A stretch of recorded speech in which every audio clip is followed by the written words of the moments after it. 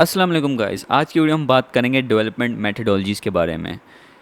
ये वो फ्रेमवर्क होते हैं जो सॉफ्टवेयर प्रोजेक्ट्स को गाइड करते हैं कि किस तरह हमने वो सॉफ्टवेयर प्रोजेक्ट कंप्लीट करना है, किस मेथड के थ्रू, किस मेथडोलॉजी के थ्रू बेसिकली वो कंप्लीट करना है और कितने टाइम में करना है वगैरह वगैरह। तो choosing the right approach can significantly impact the success of the project. ठीक है, कोई ना कोई हर प्रोजेक्ट के लिए डिफरेंट अप्रोच होती है। ठीक है, कुछ छोटे प्रोजेक्ट्स होते हैं तो एजाइल यूज़ कर लेते हैं लोग, कोई बहुत ही बड़े प्रोजेक्ट होते हैं, कॉम्प्लिकेटेड होते हैं तो वाटरफॉल यूज़ कर लेते हैं, कोई मीडियम साइज़ होते हैं तो डेवऑप्स कर लेते हैं, या बड़े हो तो डेवऑप्स भी यूज़ हो जाता है, कोई इसी बात नहीं। तो इस तरह डिफरेंट अप्रोचेज़ यूज़ होती हैं। अब देखते हैं इसको बारी बारी देखते हैं, चेक करते हैं क्या क्या हर अप्रोच में क्या क्या फ़ायदे हैं, क्या नुकसान है और किस लिए ये ज़रूरी है। एजाइल मेथडोलॉजी, अब ये मैं आपको कंसेप्ट दूंगा, आप यहाँ पे पढ़ लेना जो भी है। लेकिन एजाइल मेथडोलॉजी क्या होती है कि एजाइल का मतलब होता है स्विफ्ट, ठीक है, बहुत फास्ट, फुर्तीला जिसे कहते हैं। तो एजाइल मेथडोलॉजी क्या होती है कि भाई वो बेस करती है आइटरेटिव प्रोसेस पर। ठीक है, आइटरेटिव अप्रोच पर।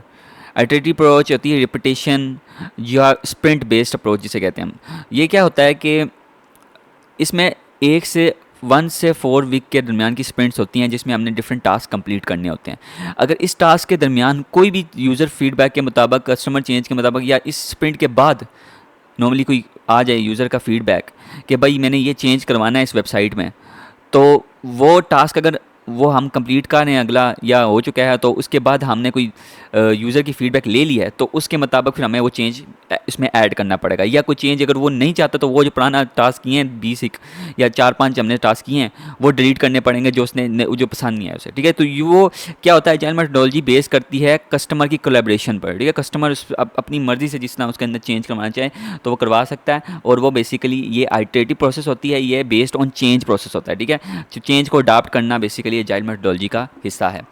तो अब इसमें की फीचर्स क्या हैं कि आइटरेटिव डेवलपमेंट होती है, तो पे जो प्रोजेक्ट होता है ब्रोकन डाउन कर देता है स्मॉल मैनेजेबल यूनिट्स में, तो उसको स्प्रिंट्स कहते हैं। ठीक है, और आइटरेशन कहते हैं। तो वो बेसिकली लास्ट करती है 1 से 4 वीक। ठीक है, कंटिन्यूस फीडबैक इसमें मिलती रहती है स्टेक होल्डर्स की, एंड यूज़र्स की, कि भाई हमने ये चीज़ें इन्वॉल्व करनी है, ये चीज़ें हम नहीं चाहते वगैरह वगैरह वगैरह। ठीक है, फ्लेक्सिबिलिटी इसमें बहुत ज़्यादा है। ठीक है, यूज़र इजीली मतलब कि एजाइल की टीम इजीली अडाप्ट कर सकती है, इवन अगर लेट भी है डेवलपमेंट में। ठीक है, डेवलपमेंट प्रोसेस में अगर वो लेट भी हो गई लेकिन फिर भी इसमें चीज़ें चेंजेस अडाप्ट हो सकते हैं। ठीक है, तो चेंजेस को अडाप्ट किया जा सकता है।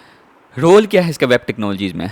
तो वेब टेक्नोलॉजी में कि रैपिड चेंज है, तो अगर वेब टेक्नोलॉजी में जो रैपिड चेंज चाहिए होता है तो उसमें एजाइल मेथडोलॉजीज़ यूज़ हो जाती हैं। ठीक है, एजाइल मेथडोलॉजी क्योंकि ज़ाहिर है वो उस बेस्ड होती है ऑन द चेंजेस। ठीक है, ऑन रैपिड चेंजेस, तो इस मेथडोलॉजीज़ को इजीली हम यूज़ कर सकते हैं। यूज़र सेंट्रिक डिज़ाइन, ठीक है, यूज़र की बेस पर हम डिज़ाइन चाहते हैं तो बेसिकली हम यही मेथडोलॉजीज़ यूज़ कर सकते हैं अगर यूज़र के मुताबिक हम डिज़ाइन चाहते हैं। अच्छा, कोलेब्रेशन, क्योंकि इसमें एंड यूजर्स की, डेवलपर्स की, डिज़ाइनर की, स्टेक होल्डर्स की, ठीक है, डिज़ाइनर सब की टीमों की कोलेब्रेशन होती है, तो बेसिकली ये साथ काम करते हैं, तो ये कोलेब्रेशन में वो काम कर सकते हैं वेब टेक्नोलॉजीज़ के दौरान। अच्छा, तो वाटरफॉल मेथडोलॉजी ये होती है ट्रेडिशनल मेथडोलॉजी, जो सबसे पहले बहुत पुरानी मेथडोलॉजीज़ हैं। ये क्या होती है, जब बड़े प्रोजेक्ट्स बनते हैं ना, कॉम्प्लेक्स प्रोजेक्ट्स होते हैं, उसमें ये यूज़ होती है। तो ये नॉर्मली बहुत पुरानी अप्रोच है। इसमें क्या होता है, ये लीनियर अप्रोच है। लीनियर यानी लीनियर प्रोग्रेशन, यानी मतलब कि सीक्वेंस बाय सीक्वेंस अप्रोच है। ठीक है, इसमें कोई एक्स्ट्रा चेंज ऐड नहीं होता ऑटोमेटिकली। ठीक है, इसमें कोई ईजिली चेंज अडाप्ट नहीं हो सकता। ये लीनियर अप्रोच है। इसमें रिक्वायरमेंट अगर आपके बेस्ट हैं, अगर आपके पास रिक्वायरमेंट आपने एनालिसिस किया है और बहुत अच्छा कि आपको उम्मीद है कि भाई ये रिक्वायरमेंट ही रहेंगे, एक दो चेंज करने पड़ जाए ज़्यादा, तो बेस्ट अप्रोच यही है। ठीक है, और आपने कुछ चेंज नहीं करना तो बेस्ट अप्रोच यही है। तो बेसिकली इसमें क्या होता है कि लीनियर अप्रोच होती है और इसकी प्रोग्रेशन फेजेस में होती है। ठीक है, requirement phase, design phase, implementation phase, verification phase, जैसे STL का लाइफ साइकिल। ठीक है, तो इसके की फीचर्स ये हैं कि स्ट्रक्चर्ड फेज होती है। ठीक है, मतलब कि एक फेज़ के बाद दूसरी फेज़ स्टार्ट होती है। हर फेज़ के लिए, नई स्टार्ट के लिए पिछली फेज़ का कंप्लीट होना लाजमी है। ठीक है, हर नई फेज़ का स्टार्ट के लिए पिछली फेज़ का कंप्लीट होना लाजमी है। डॉक्यूमेंटेशन, इसमें एक एक्सटेंसिव डॉक्यूमेंटेशन होती है क्योंकि ज़ाहिर है हर फेज़ की डॉक्यूमेंटेशन करना लाजमी है ताकि हमें क्लियर और कंसाइज डिलीवरेबल मिले, हमारी एक्सपेक्टेशन के बराबर मिलें। ठीक है, वगैरह वगैरह। प्रिडिक्टिबिलिटी, ठीक है, चूँकि हमें पता होता है कि यार ये लीनियर प्रोग्रेशन है तो हमें इसकी क्लियर रोड मैप होता है, हमारे इसके पास टाइम लाइन होती है, हमारे पास माइलस्टोन्स होते हैं वगैरह वगैरह, हमें चीज़ें पता होती हैं इसके बारे में कि क्या क्या किस टाइम पे होने वाला है। फिर वो आगे उस पर डिपेंड करता है टीम पे कि वो किस तरह करती है। रोल इन वेब टेक्नोलॉजीज़, ठीक है, इसका रोल क्या है वेब टेक्नोलॉजीज़ में? प्रिडिक्टेबल प्रोजेक्ट्स होते हैं, ठीक है। वाटरफॉल की हमें प्रिडिक्टेबल, अभी मैंने बताया होगा आपको, वेल डिफाइंड अप्रोच होती है, रिक्वायरमेंट बहुत इसके क्लीन कंसाइज होते हैं, तो हमें पता होता है कि भाई क्या क्या बनाना है, तो इसका हमें प्रिडिक्टेबल अप्रोच रखते हैं हम। बेसिकली हमें पता होता है कि हम क्या करने वाले हैं। और इसके ये नॉर्मली गवर्नमेंट वेबसाइट्स के लिए या इंटरप्राइज लेवल वेबसाइट्स के लिए यूज़ होती है। डॉक्यूमेंटेशन एंड कॉम्प्लाइंसेस, तो डॉक्यूमेंटेशन अच्छी होती है, कंसाइज होती है, और जो है बेसिकली डिटेल होती है। वाटरफॉल जो होता है वो बेसिकली पूरा स्ट्रक्चर प्रोवाइड कर देता है कि यूज़र ने कहाँ से करना, कहाँ से नहीं करना, कहाँ तक किधर तक जाना है, इस तरह। अच्छा, सिंपल प्रोजेक्ट्स, तो स्ट्रेट फॉरवर्ड प्रोजेक्ट्स होते हैं, क्लियर ऑब्जेक्टिव होता है हमारे पास, ठीक है। सिक्वेंशियल अप्रोच है, भाई सीक्वेंस बाय सीक्वेंस जाना है, तो हमें पता है कि एफिशिएंट रहेगा ये। सिंपल प्रोजेक्ट्स के लिए ये बेसिकली एफिशिएंट मेथड है, ठीक है। डेवऑप्स मेथडोलॉजी, ये सबसे फेमस मेथडोलॉजी है, और ये सबसे ज़्यादा मतलब कि अच्छी कंपनीज़, नई बड़ी कंपनीज़ में यूज़ होती हैं। और एजाइल और डेवऑप्स बहुत ज़्यादा। अच्छा, डेवऑप्स में क्या होता है कि बेसिकली डेवलपर टीम और ऑपरेशंस टीम, ठीक है, डेवलपमेंट टीम और ऑपरेशंस टीम मिलकर काम करती है किसी भी प्रोजेक्ट को कंप्लीट करने के लिए और हाई क्वालिटी सॉफ्टवेयर डेवलप करने के लिए और डिलीवर करने के लिए, ठीक है। इसके की फीचर्स ये हैं कि इसमें ऑटोमेशन यूज़ होती है। डेवऑप्स जब आएगा ना नाम, तो आपने ऑटोमेशन तो लाजमी यूज़ करना है, ठीक है। ऑटोमेशन क्या होती है कि बेसिकली इसमें टेस्टिंग भी ऑटोमेशन में होती है, इंटीग्रेशन भी ऑटोमेशन में होती है, डिप्लॉयमेंट भी ऑटोमेशन में होती है। ये फास्टर और रिलायबल सॉफ्टवेयर डिलीवरी के लिए बेस्ट है।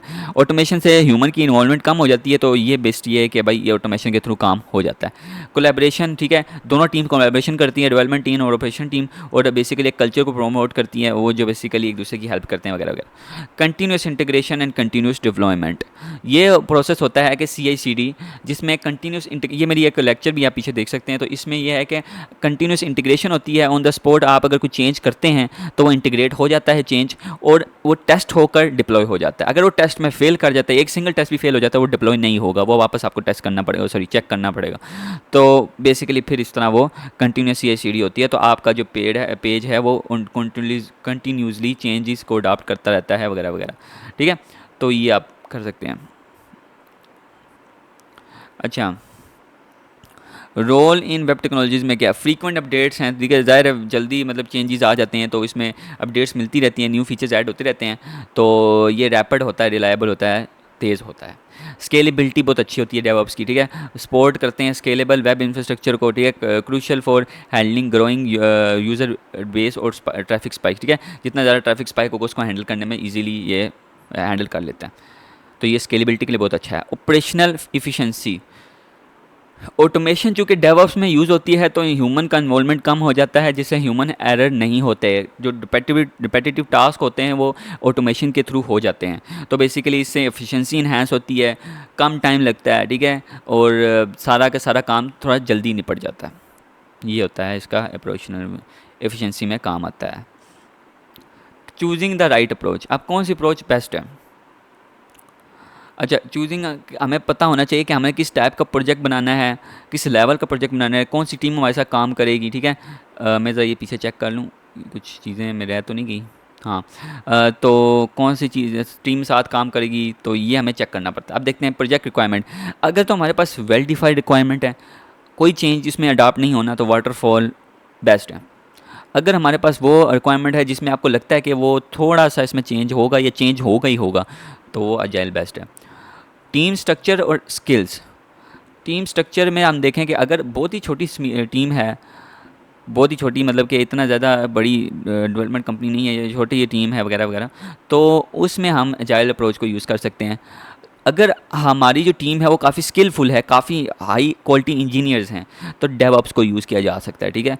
बहुत अच्छी मतलब मेथडोलॉजी है, तो इसको यूज़ किया जा सकता है। अच्छे टीम के लिए बहुत हाई क्वालिटी इन्वायरमेंट है हमारे पास, तो बेसिकली ऑटोमेशन में बहुत अच्छे वो हैं इंजीनियर्स हैं, तो बेसिकली डेवऑप्स को यूज़ किया जा सकता है। और आजकल लोग डेवऑप्स में ही जाते हैं, टीम्स ज़्यादा डेवऑप्स में जाती हैं, या एजाइल में भी चली जाती हैं, ऐसी बात नहीं है, लेकिन फेमस डेवऑप्स है अभी इस वक्त।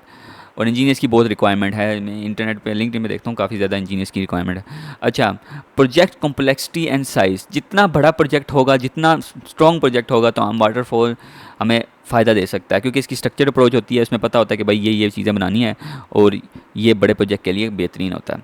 एजाइल और डेवऑप्स बेटर सूट करते हैं जिन प्रोजेक्ट्स में चेंजेस जो होते हैं रिक्वायर्ड होते हैं, या उनमें कोई ना कोई प्रोसेस को दोबारा करना पड़ जाए वगैरह वगैरह, ठीक है, तो इसमें डेवऑप्स जो है agile. Stakeholder involvement, stakeholder यानी जो प्रोजेक्ट के स्टेक होल्डर्स हैं, जिन्होंने स्टेक्स उसके होल्ड किए हुए हैं, उसकी इन्वॉल्वमेंट कितनी है। अगर उसकी बहुत ज़्यादा फीडबैक इन्वॉल्वमेंट है तो जाइल पे चले जाएँ, अगर उसकी कम इन्वॉल्वमेंट है तो बेसिकली वाटरफॉल पे चले जाएँ। अच्छा, उसके बाद आती है risk tolerance and control needs. तो रिस्क टॉलरेंस कितनी है। अजाइल जो होता है वो रैपिड चेंज पर बेस्ड होता है, तो इसकी जो रिस्क टॉलरेंस होती है थोड़ी कियोटिक होती है विदाउट प्रॉपर कंट्रोल, ठीक है, अगर कंट्रोल ना हो। Waterfall predictable control environment provide करता है बट कैन बी रीचड, ठीक है। डेवऑप्स जो होता है वो ऑटोमेशन पे बेस्ड होता है, कंटिन्यूस फीडबैक पे बेस्ड होता है, लेकिन बैलेंस्ड होता है रिस्क में और कंट्रोल एफिशिएंसी में। तो रिस्क एंड कंट्रोल में डेवॉप्स पे जा सकते हैं। देखेंगे ये चीज़ें फैक्टर हम देखेंगे तब हमें पता चलेगा कि कौन सी मेथडोलॉजी यूज़ करनी है। तो ये सारे फैक्टर देखने पड़ेंगे, प्रोजेक्ट की scalability, complexity, size, stakeholder की इन्वॉल्वमेंट वगैरह, फिर हम चाह के अपने प्रोजेक्ट को स्टार्ट कर सकते हैं इस मेथडोलॉजी के मुताबिक। तो आज के लिए वीडियो में इतना ही था। मुझे उम्मीद है आपको पसंद आई होगी, समझ आई होगी। अगली वीडियो में मिलते हैं आपसे। अल्लाह हाफिज़।